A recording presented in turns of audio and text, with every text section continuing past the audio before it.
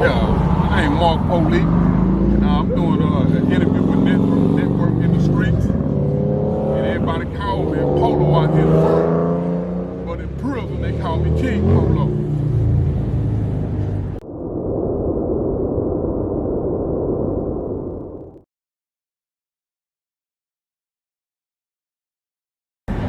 What's up, family? Today we got a special guest, one-on-one, Mr. Mark Politte Sr., aka King Polo.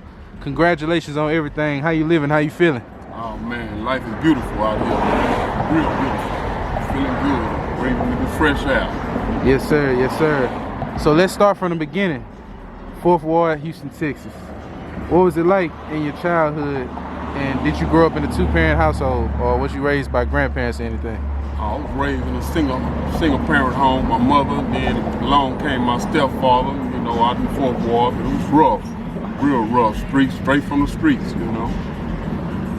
And what lesson did you learn, like just growing up like in 4th Ward? One of the most valuable lessons that I learned was coming up was like, you know, first of all, to defend for myself, you know. Because it was hard up in the hood, you know. Yes. How many siblings did you have, and were you the oldest or the youngest or the middle child? Well, I'm the oldest out of it. It's 4 of us. One passed away, but you know, I'm the oldest of the siblings.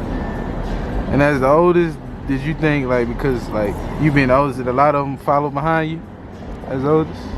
Yeah. You know, my brother that's behind me, you know, he took along, followed me, you know, and that's what I regret, you know. A lot of it I regret. And before gentrification, can you speak about the significance of 4th Ward and the memories you had there? You know, we had a lot of beautiful memories growing up, you know, because it was a tight-knitted neighborhood, you know. We come up out of the bricks out on Parkway, and everybody mama knew of, you know, and it was beautiful, you know. Then, you know,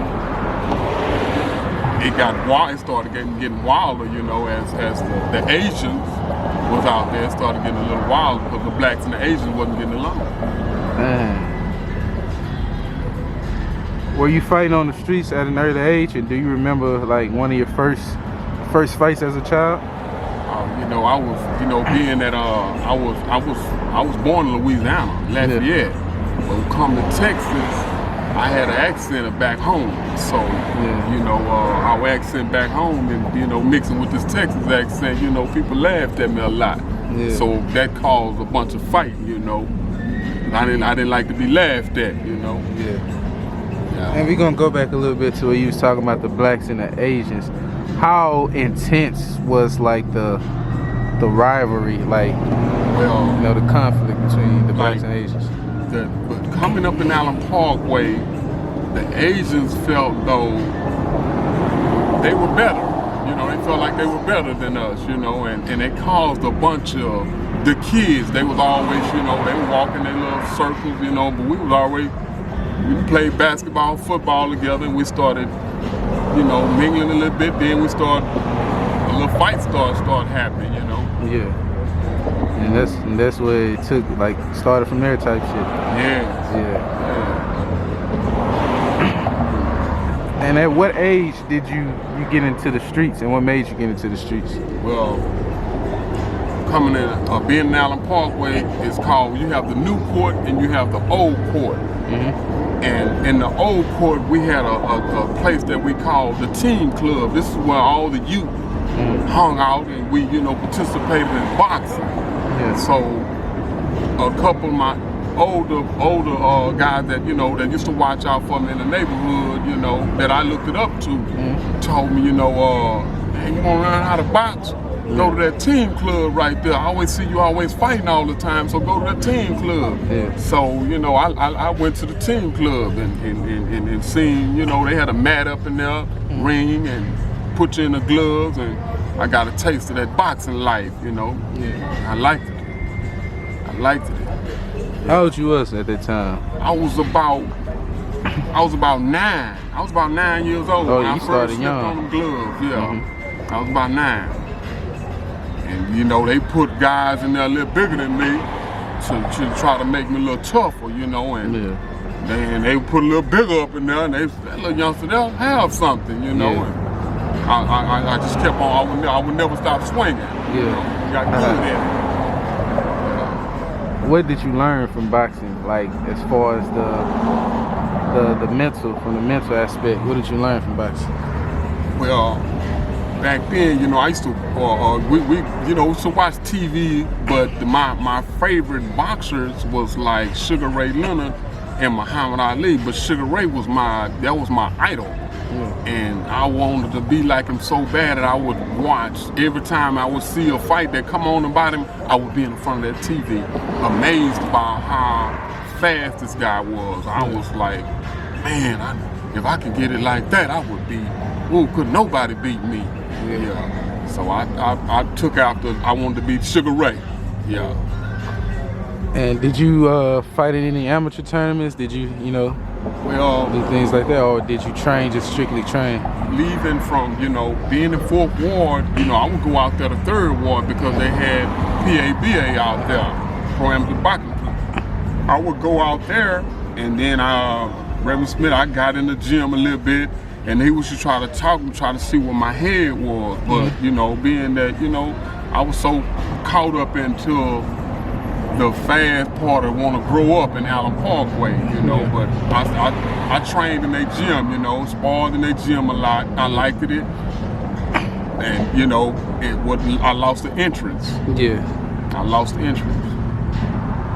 And I know, man, you talked recently. You was talking about how you were still kind of in the mix until an incident happened. Would you like to speak on that?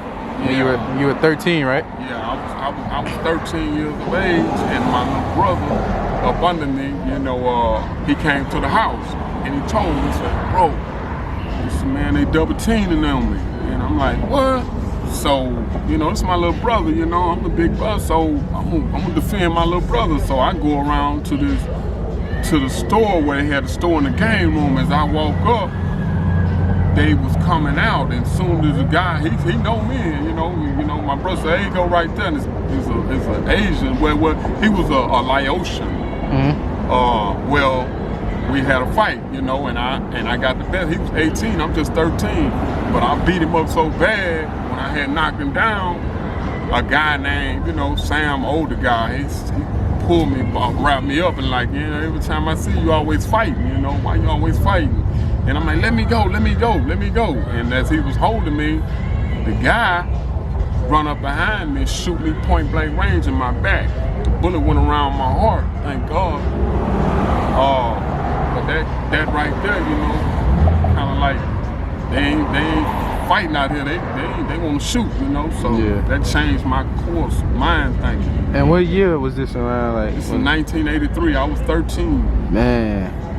Like a little bit before, like the crack era was at its peak. Yeah, you know, it was just, you know, it was roaming, you know what I'm saying. But I was so young, I stayed away from it, you know. Try to, you know, even the fiends and all that, man. I did what I was doing as a kid, you know. And what went through your mind after that incident happened? Like when you was at the hospital, on the way to the hospital, like. And I'm just, you know, during that time, you know, I was in my, you know, I was talking to God, you know, I didn't want to talk to nobody but God, you know, telling God, you know, don't take me away, you know, give me a chance to make it, you know, and hard, bro. Yeah. And after that incident, that's when you just put boxing to the side? Yeah, I really lost the interest because I'm looking at how the streets are, you know. Man, I'm out here, you know, anything they get in front of me, I'm gonna go hard from here, but I don't have nothing from here. If they pull a gun on me, what I'm gonna do? You know, a knife or anything, I can't do nothing, you know. So my mind stayed that flip, you know. I gotta live like how they living out here. You had to adapt to your environment. Exactly. I adapt to everything. They want to pack strap. I'm gonna strap up too. And I feel like, you know, certain people from the outside looking in, they don't understand the environment plays a huge factor on how, you know, certain people turn out. Because people have to adapt. It's part of nature. Survival of the fittest. So It's either you gonna be a wolf or you gonna be sheep, you know? Yeah, that's the mindset that I had too, because I didn't have no one to really pour values into me about, you know, about life. You know, it was the older guys back then.